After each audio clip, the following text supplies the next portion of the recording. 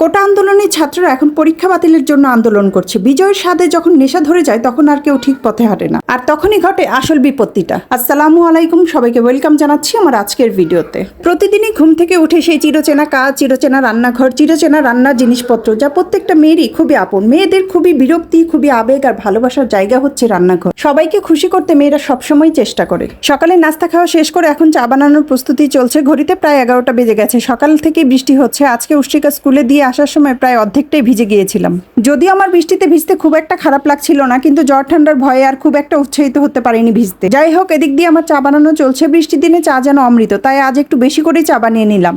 উষ্ট্রিকার school ছুটি হতে এখনো অনেকটা সময় আছে। এর মধ্যে দুপুরের রান্না সবকিছু গুছিয়ে রাখবো। ওকে নিয়ে এসে তারপর দুপুরের রান্না শুরু করব। সকাল থেকে যে বৃষ্টি শুরু হয়েছে এখন পর্যন্ত অনবরত বৃষ্টি হয়েই চলছে। এত বৃষ্টি দেখে মনে হয় আজকে কারেন্টেরও মন খারাপ হয়ে গেল। সকাল থেকে এই পর্যন্ত 3বার কারেন্ট চলে গেল। যাক, কি আর করা। এরই মধ্যে স্কুল থেকে এসে এক চুলায় ভাত আর এক চুলায় ডাল বসিয়ে দিলাম। এখানে একটু পেঁয়াজ কুচি, একটু রসুন কুচি, একটা কাঁচামরিচ আর লবণ দিয়ে ডাল সিদ্ধটা বসিয়ে দিলাম। ডালটা যেহেতু বাচ্চারা খায় তাই ডালে আমি কাঁচামরিচটা নামে মাত্রই দেই। উর্ষিকা ইদানিং মাছ মাংস থেকে ডালটাই বেশি পছন্দ করে। কি দিয়ে খাবার খাবে জিজ্ঞেস করলেই বলে ডাল দিয়ে খাবো। আমি এখানে একটা তেজপাতাও দিয়ে দিলাম। ডালে তেজপাতার ফ্লেভারটা কিন্তু ভালোই লাগে। এই তো আমার ডাল রান্না প্রায় শেষ পর্যায়ে একটু পেঁয়াজ রসুন ভেজে এতে দিয়ে দিলাম। এখন একটু নেড়ে চেড়ে নামিয়ে নেবো। এর মধ্যে রান্নার জন্য ছোট মাছ বের করে নিয়েছি, যদিও আমি এই মাছের নাম সঠিক জানি না। কিছু কিছু মাছ আমার সব একই রকম লাগে, তাই ভুলভাল বলার থেকে আমার মনে হয় না বলাটাই সেফ। ছোট মাছ রান্না করার জন্য আমি এখানে চিকন করে চিচিঙ্গার আলু কেটে নিয়েছি। আসলে রান্না করার আগে প্রতিদিনই মাথায় একই চিন্তা আসে, কি রান্না করব।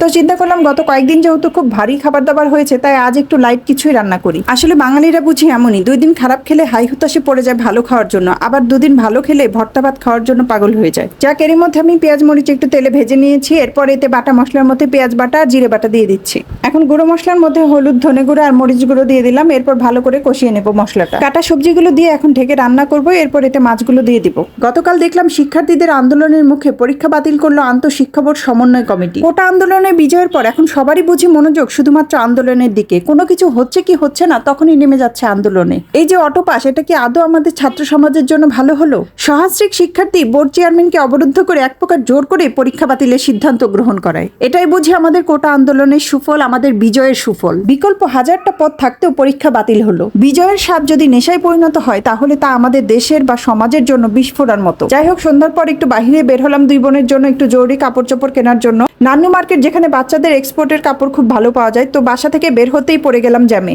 তো 2 মিনিটের রাস্তা যেতে আধা ঘন্টা জ্যামে বসে থাকতে হলো। যতক্ষণে গিয়ে পৌঁছলাম ততক্ষণে মার্কেট প্রায় বন্ধ হয়েই যাচ্ছিল। তো কোনো রকম বাচ্চাদের কয়েকটা প্যান্ট কিনে নিয়ে বাসায় ফিরতে হলো। এই তো এক্সপোর্টের এই কাপড়গুলোই কিনে নিয়ে এসেছি আজকে। এই তো এমনটাই ছিল আমার আজকে সারাটা দিন। আজকের ভিডিওটি এ পর্যন্তই। কথা হবে নতুন কোনো ভিডিওতে। সে পর্যন্ত ভালো থাকবেন সবাই। আল্লাহ হাফেজ।